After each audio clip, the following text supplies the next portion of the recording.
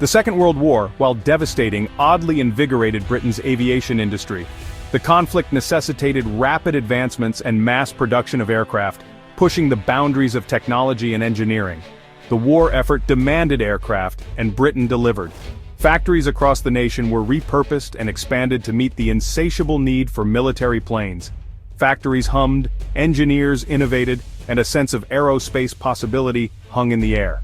The collaboration between scientists, engineers, and factory workers was unprecedented, leading to remarkable innovations. Post-war, the UK stood as a leader, not just in military aircraft, but in the nascent field of civilian jet travel. The transition from wartime production to peacetime innovation was seamless, and the UK was at the forefront of this new era. There was a palpable sense of optimism. The skies were no longer just a battlefield but a new frontier for commercial and passenger aviation. Surely Britain would conquer the skies. The introduction of the Comet, the world's first commercial jetliner, symbolized this ambition and marked a significant milestone in aviation history. However, like Icarus, flying too close to the sun can lead to a rather rapid descent. The initial euphoria was soon tempered by tragic accidents and technical setbacks. And descend Britain did, though not for lack of ingenuity. The challenges faced were complex, involving both technical issues and fierce international competition. The seeds of this decline, sown even in the midst of early successes, are a cautionary tale of missed opportunities and perhaps a touch of hubris. Despite the setbacks, the legacy of this era remains a testament to British innovation and ambition in the field of aviation. The post-war economic landscape was, to put it mildly, a bit of a shambles. Britain, victorious but battered, faced austerity and the daunting task of rebuilding. Resources were stretched thin, and the competition, particularly from a revitalized America, was fierce. Political decisions, often well-intentioned but ultimately misguided, further hampered progress. The nationalization of key industries, while aiming to streamline production, often led to bureaucratic inefficiencies. One might say, the best of intentions paving the road, as it were, to a less-than-ideal destination. Enter the Comet and Concorde, two shining examples of British engineering prowess, each representing a different era of aviation innovation. The de Havilland Comet, a sleek, beautiful machine, was the world's first commercial jet airliner. It was a triumph briefly, capturing the imagination of the public and the aviation industry alike. However, this triumph was short-lived. A series of tragic crashes caused by design flaws not fully understood at the time dealt a severe blow to the Comet and to British aviation's reputation. The crashes were a result of metal fatigue, a phenomenon that was not well known or studied in the early days of jet aviation. This led to catastrophic failures in the aircraft's structure. Despite these setbacks, the lessons learned from the Comet's failures paved the way for safer and more reliable jet airliners in the future. The Concorde, on the other hand, was a technological marvel of its time. The Concorde was a supersonic marvel, capable of flying at twice the speed of sound.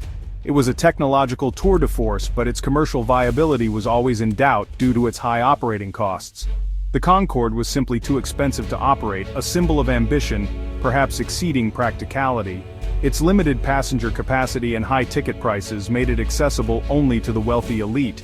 These two aircraft, in their successes and failures, encapsulate the bittersweet story of British aviation. They represent moments of brilliance and flashes of genius, ultimately undone by a confluence of factors, both internal and external.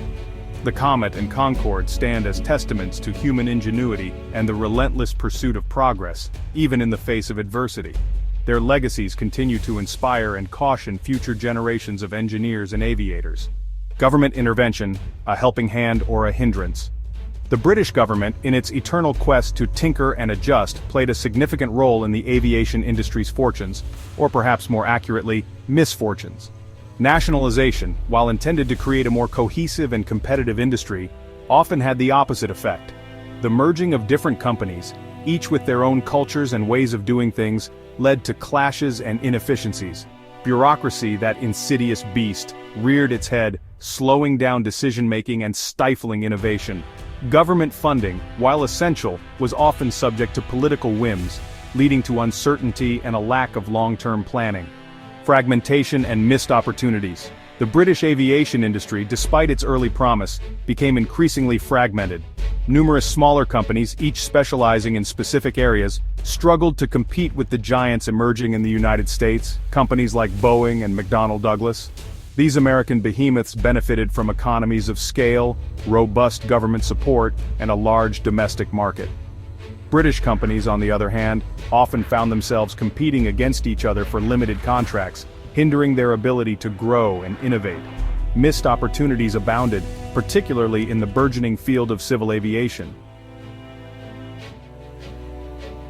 Section 6. The shadow of deindustrialization. The decline of the British aviation industry cannot be viewed in isolation.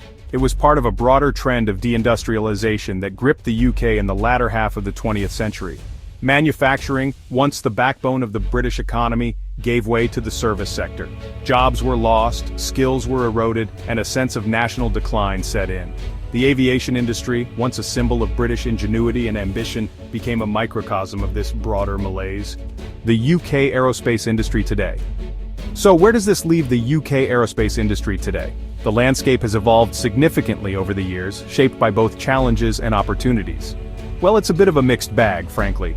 On one hand, the UK has seen a decline in its dominance in commercial aircraft manufacturing. While no longer a dominant force in commercial aircraft manufacturing, the UK retains a significant presence in defense and aerospace components. The defense sector in particular remains robust, with the UK producing some of the most advanced military aircraft and systems in the world.